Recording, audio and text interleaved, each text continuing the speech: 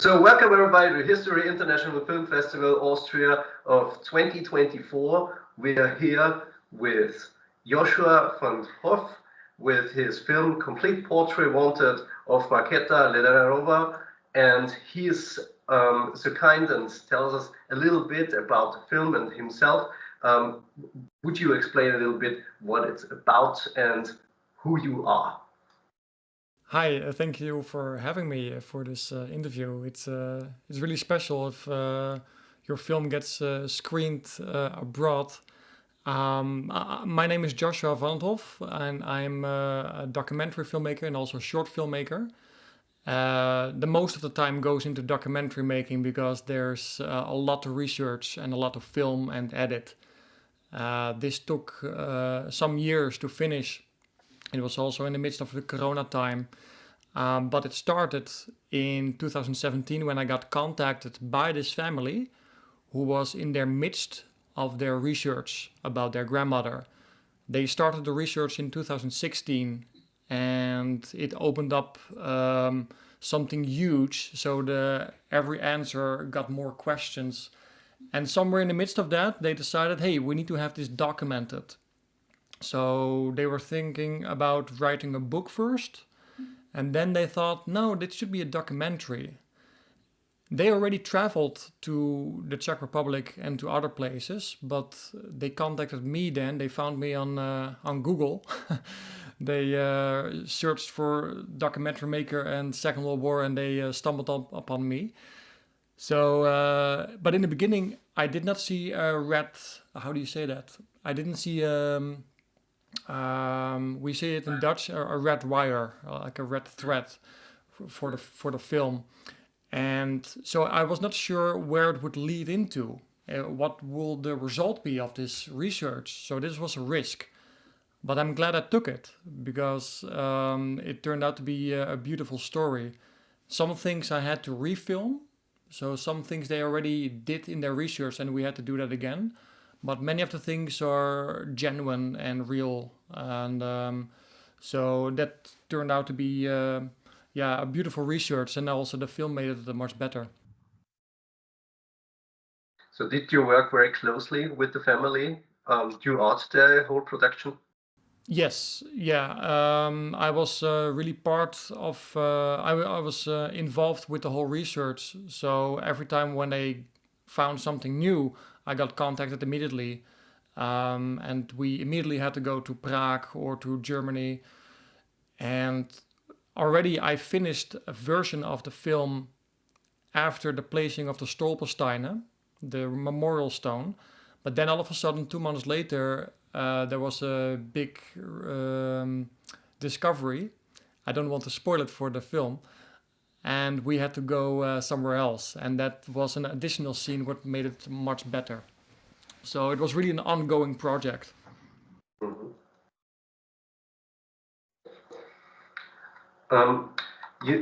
In the film, there is a lot of, let's say, archive material, first-hand material. How is it for you to work with that kind of stuff? That's, I guess, it transports a lot of emotions and also information, and it's also sensitive to work with. How, as a filmmaker, do you tackle that?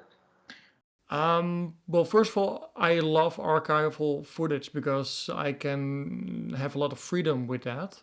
So, from that point of view, I really adore it. Um, but it's also difficult if you want to have the good resolution because many times the footage or photographs are not of good quality, and then you need to doubt, can I use this? Because if you put it on a big screen, will it look as good? So that was the difficult thing to always have the good quality.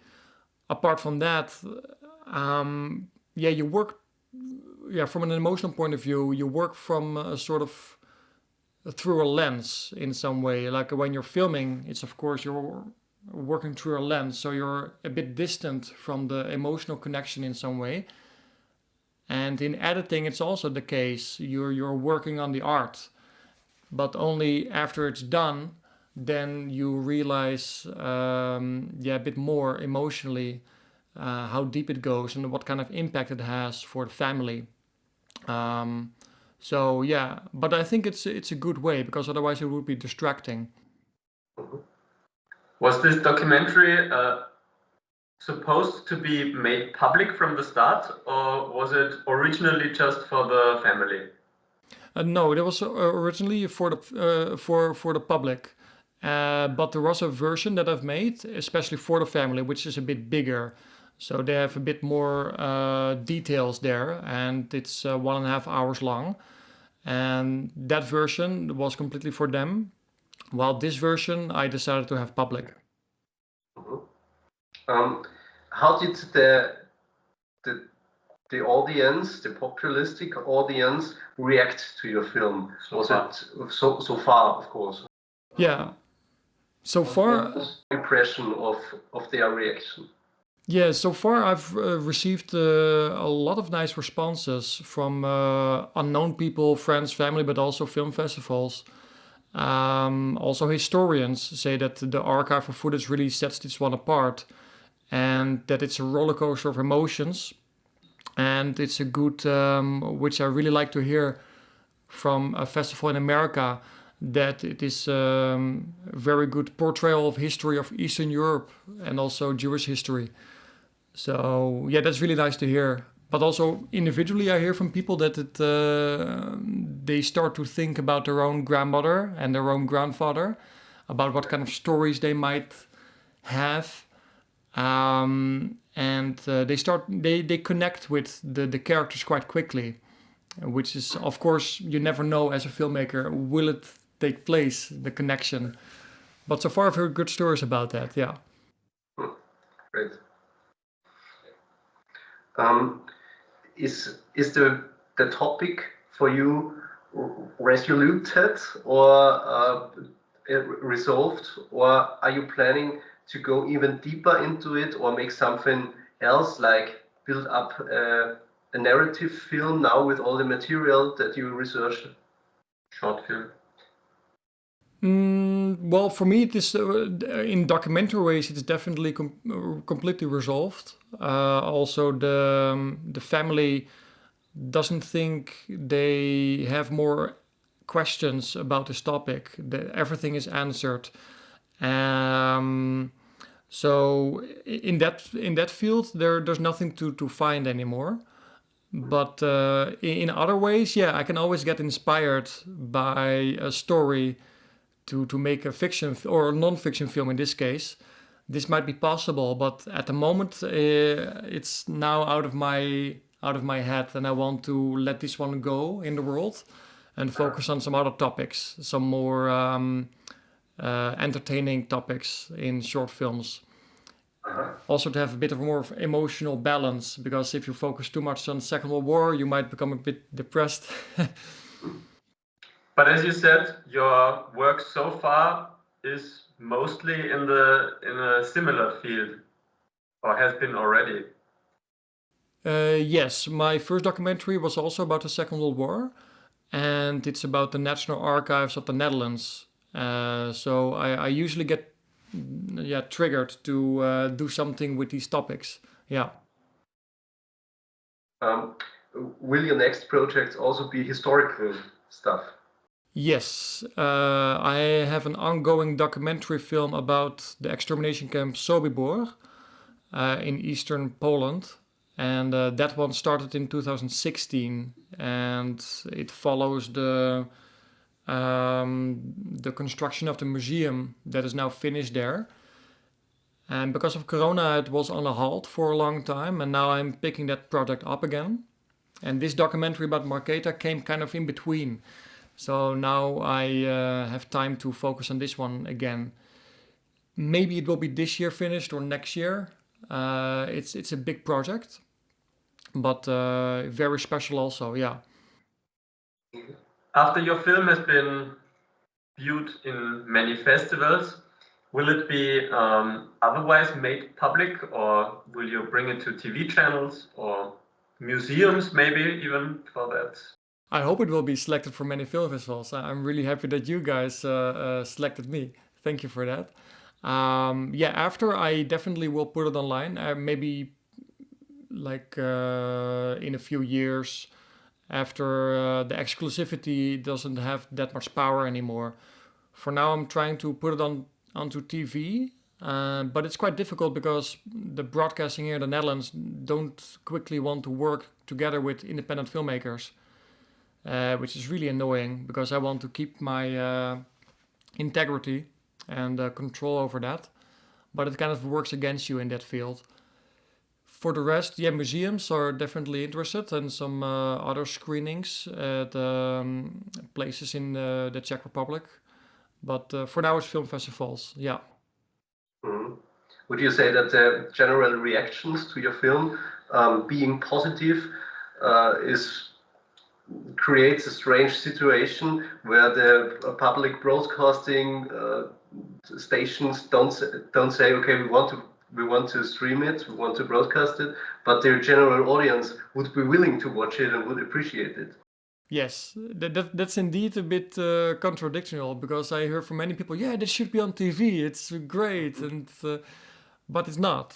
So that's indeed a bit annoying. I mean, I love to hear these responses, but it's a difficult industry, yeah.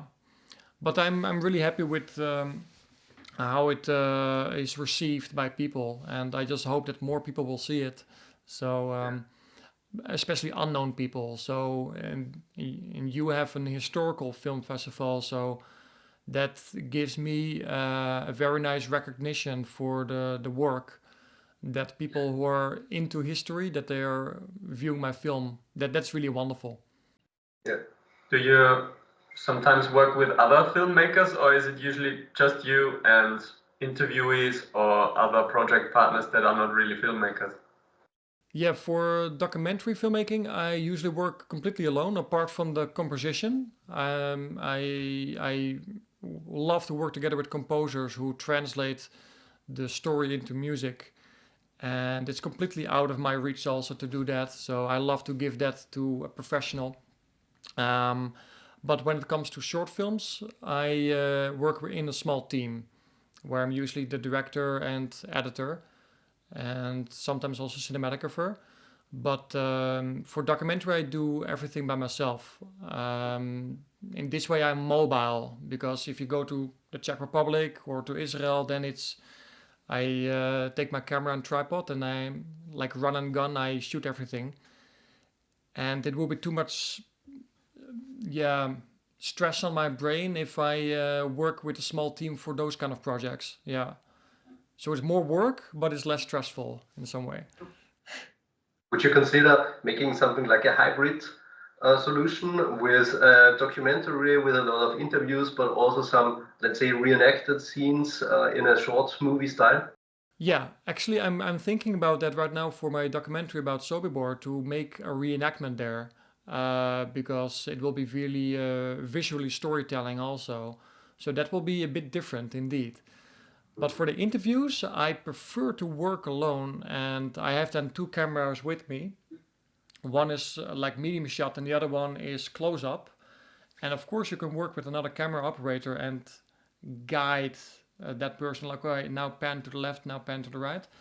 But if you're interviewing somebody about the Holocaust, then from my experience, I have a more personal connection when I'm completely alone instead of working with somebody else next to me. The quality might be better, but the contact might be a bit less. That's from my experience. So, but yeah, I have two cameras, so I can edit it perfectly later in the edit. But if the person moves, then I just need to like listening, but while operating. So sometimes it works, sometimes it's difficult. But I have a total view that I can work with every time. So. Was working on historical subjects always a passion of you, even before you started filmmaking? Like, were you studied or hobby or a passionate historian beforehand? Or was it first of all filmmaking and then the historical subjects came to your attention? Nice question. No, the interest always was there. I wouldn't say that I'm like a historian or a passionate historian, maybe a history enthusiast. But yeah, in my school projects, my papers, or every time it was about something about historical, and also about Second World War. And in the case of Sobibor, I was interested in that topic when I was really young, after watching the film and other things about it. So I noticed that this black page of modern history really shaped every country in Europe, also the Netherlands. So for some reason, it triggered me to be interested and to do something with that. Yeah. So after I became a filmmaker, yeah, I never realized, like I could have imagined, that I was working on a topic on about Sobibor, and to interview the last survivors, and to be there and to film. So yeah, the interest was already there, but it combined with the art later on. Great. Thanks, Joshua, for taking your time and doing this interview with us. I hope everybody who watches this interview will also watch your film in our festival when it is, and we hope we'll see you back in the next season of our festival as well, because what you are doing is very precious, and we appreciate it a lot. Thank you. Thank you so much. Thank you for having me, and definitely my next project I will submit. Thank you very much. Thank you.